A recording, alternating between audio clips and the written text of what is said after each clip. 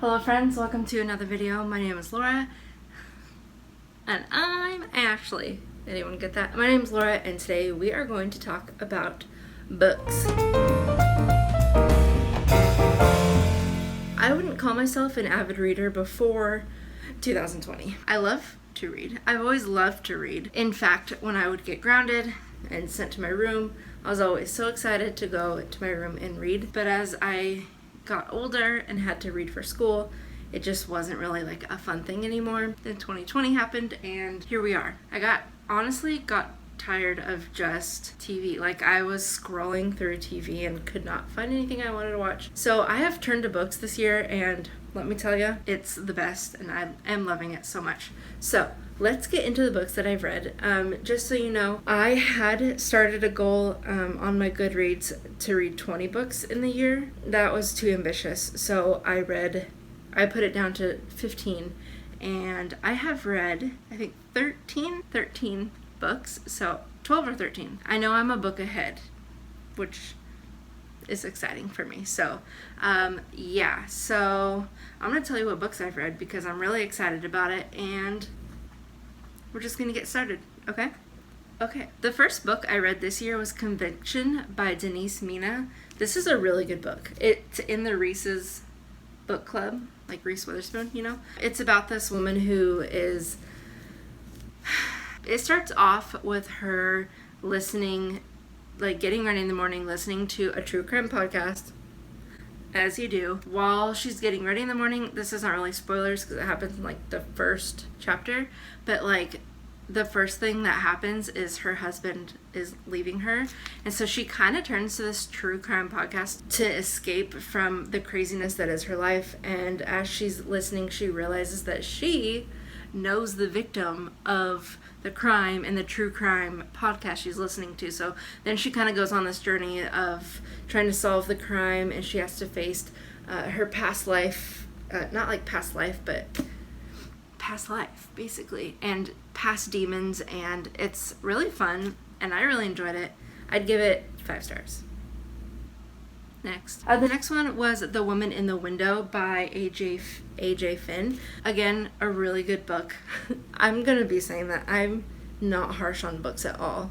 You'll find. Sorry. This is a really good book. It's a thriller. This woman, what's her name? Anna. This woman, Anna, suffers from extreme agoraphobia, and she like spies on all of her neighbors because that's all she can do really. And as she's spying on one of her neighbors, she witnesses a murder and a story unfolds. And I actually got scared like towards the end. There was a part where I was like, I jumped, which is so bizarre for me when reading a book. I don't know. It's just like, it was so bizarre. And the only other book that has actually scared me is Pet Sematary by Stephen King. Did I read that this year? No, I think I read that last year. It was Pet Sematary by Stephen King. That book freaked me out, but it was so good. I love it. I love when like I can get scared by a book because I love scary movies and horror movies, but the thing is, like, I don't scare very easily with them, and I like when they scare me. So when a book does it, it's choice. So I'd give this 5 stars. It was pretty good. The next book is The Princess Diarist by Carrie Fisher. If you know me, you know my love for Carrie Fisher. She's the greatest. Basically, she found a bunch of journals her journal from when she was filming Star Wars, and put inserts in here, and also kind of just wrote about her experience. It was good. I'm not much of a non-fiction person, but I do love Carrie Fisher, so it was really good. The parts about like the actual filming of Star Wars was really, really interesting. She does go into her relationship with Harrison Ford, which was like, I could take or leave that part. I mean, it was interesting, but the whole Star Wars aspect was the most interesting part. I'd give it 4 stars, but I love you, Carrie Fisher. I really do. The next book is One of Us is Lying by Karen M. McManus.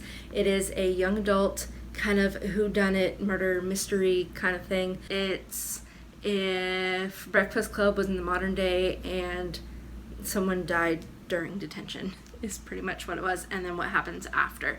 The kid that dies during detention has this app that's like a gossip app. Everyone on campus has this app. Everyone reads it every day, and there's gossip about a different person each day, and then he dies. So you can only imagine, I should probably put it on the blank side, huh? You can only imagine what happens. You really do fall in love with the characters in this book. It's very character driven, which I super appreciate. I love when I can connect with characters, and you're really kind of rooting for all these kids. So the 4 kids in detention with the one that died are, of course, the only witnesses. So it's kind of their story after this kid dies. And it was really good. I was kind of sad to see it end because I did enjoy following their stories. But my next book is the sequel. One of Us is next. One of Us is next. And it follows the sibling of one of the kids in the first book, because they all graduated, and I think she's a junior in this book, something like that. But there's a copycat app of the kid who died app, and it's a truth or dare app, and it's like super dangerous, and there's all kinds of stuff going on. It's good. I like the first one better. So I'd give the first one 5 stars, and I'd give this one 4 stars. Okay, so my next book were, it was a trilogy. I do not have the physical copies of 2 of them, the first 2, because the first one I was able to get on Kindle for free. Sometimes they'll do like the first book of a series for free. So I got that there, and then as soon as that one ended, I needed to get into the first one, and I couldn't wait to go to a bookstore or get it delivered. So I bought it also on the Kindle app. And then the third one, I planned ahead and bought a physical copy, and that is the Selection series. So this is the third one. So our friend Sherry in Alaska recommended this series to me. It's so good. It is so good. I don't want to say too much, but it is The Hunger Games meets The Bachelor. It is so good. It's set in a future dystopian America. It's a monarchy now all of a sudden, and there's castes. The way that once the prince is of age to marry, they hold what they call the selection. There's 36 women, I think, that apply and get chosen to go into the selection. It follows one of them, America Singer, who is in a lower caste and doesn't necessarily want to go into the selection, but there are events that lead her to going, and she goes. She hates the prince. I held my breath through most of it. It's crazy. So I read the three books in the trilogy. There is one book actually that I just finished, so I'm gonna kind of go out of order here. So there's 3 books in the main trilogy. Then there is a novella. I think there's 2 novellas, and I think this is both of the novellas. Yeah, I just read this. It was like 170 pages for both of the novellas, so it was very short. So I just read that. And then there's 2 more books that are set 20 years in the future of the original trilogy. So, Selection series. By Kiara Cass. Read it now, okay? Next. The next book is Night Circus by Erin Morgenstern. We have had this book for a long time. I don't know, I think Cameron got it. Fun fact, he buys a lot of books, and I end up reading the ones he picks. He's very good at unknowingly picking books that I want to read. So, yeah, it was okay. By the way, it's very beautiful. It's set in like kind of a spooky circus kind of thing. There's 2 magicians who are in some kind of tournament, and it's kind of anticlimactic, but the setting is beautiful. I think I mentioned in a past vlog that the setting is very nice, but the plot is just okay. So I'd give it 3 stars. Next, I don't have the book. I think I packed it already. That's what I've packed mostly, by the way, for our move is books. It's Coyote Blue by this author. I've read a couple of his books, and they're really funny. He's a very funny author. Coyote Blue follows a Native American man who left his reservation when he was 16. He ran away from it and then became an insurance salesman, I think. And his life is going great until Coyote, is a Native American god, comes into his life. He's the trickster god of the Native American gods. He just shows up in this man's life and craziness ensues. It's really good. It wasn't as good as the other books that I've read from him, but it was still really funny. It's like laugh out loud funny. It's similar to if a book like makes me scared. If it makes me actually laugh out loud, it's a good book. Coyote Blue, I would give it 4 stars. And then next, still going. I've showed you guys this book before. It's the Wheel of Time. There's 14 of these suckers, and they're all this big. Look at the writing. Yeah, it's good. It's an epic fantasy, so I know it's going to be a ride, and I'm only this far in. It's been good up until now. It's kind of at a slow part. I need to talk to Cameron. This is like his favorite series. I think I've mentioned that before. It's his favorite series. He's on the 5th book, I think, right now.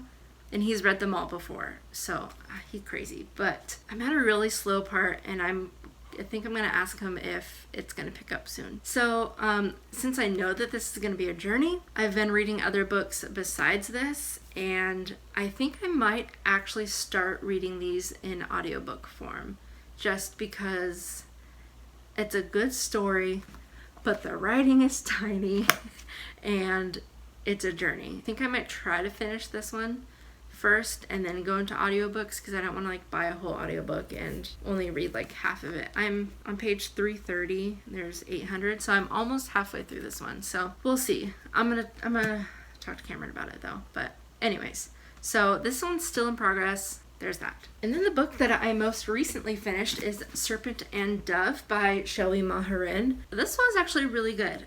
It's a young adult witch hunter love story kind of thing. First, it was super cheesy. Like the first chapter or first 2 chapters, I was like, this is super cheesy. And then they got to the witches and explained their magic. The way they describe the magic in this is really cool. So once the first like coven of witches showed up, and you'll know if you read this what part I'm talking about. After that first part, I was hooked. Basically, it follows Lou, who is a witch, but she ran away from her coven, denounced being a witch, and denounced all magic. So in this book, actually magic has a smell. So the witch hunters called Chaucers can smell if there's a witch. Lou is a runaway from her coven. She's a thief. Some things happen.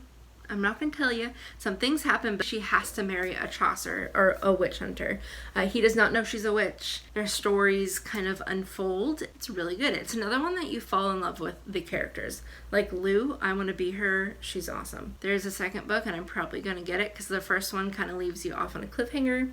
So, and the second book actually just came out last month. So it's a very new series and very good. Yeah, and a very good read during the Halloween time. Speaking of very good read during the Halloween time, to the book that I just started actually last night. I just finished the selection novella last night. I'm only on page like 18. It's called The Ninth House by Leigh Bardugo. This one so far really good, really spooky. It's what they call dark academia. It's set in Yale with secret societies. There's ghosts. There's cult activity. There's all kinds of crazy stuff. Obviously, I'm only on page 18. There's a murder, I think, at some point. It's just like all the creepy things that you can put in one book. And so far, I'm really enjoying it. So, oh, I forgot to give Serpent and Dove a rating, I think. I'll give it 4.5 because the beginning was really cheesy. That's gonna be it. This video was actually supposed to go up last week, and I filmed it on my DSLR, and because I don't have a front-facing screen, I could not tell that it was blurry the entire time. Even though I tried my hardest to set it up, it's really hard to film on that, like these long, just like sitting videos or standing. I decided to stand this time just to have more energy for you guys. But it was blurry, and I honestly just wasn't feeling it. When I watched it back, I was like, I don't think I was having a good day when I filmed it. So it just kind of was really low energy and not that exciting. Here we are. I filmed this one on my phone so I can see what I'm doing. The next few weeks are gonna be crazy. We move in like 3 weeks. The video schedule may be a little bit inconsistent as it has been. Sorry. I will be filming our whole moving process. Most of our moving process, I'll be filming as much as I can. That will be like a whole series. So if you see like moving vlog in a title, that just means that it has moving content in it, right? Cool. If you want to stay updated on if I'm posting a video this week or what we're doing moving wise, if you're following along on our moving story, check out my Instagram. I am not super active on posts, but usually pretty active in stories, and I will keep you guys updated on when I'm posting, when I'm not posting, and it's gonna get crazy, guys. We've got a lot going on. Those of you who are just tuning in to my channel for the first time, my husband and I are living in Southern California now. We've lived here for 6 years, and we are making the journey to move up north to Oregon. It's gonna be a wild ride, so make sure to hit that subscribe button and follow along and come hang out with us. And I'm gonna stop ranting and rambling now, and I will see you guys in the next video. Bye. About books. Chips. Hey, stop. No, leave it. Chips. Ooh. No. That's my phone case.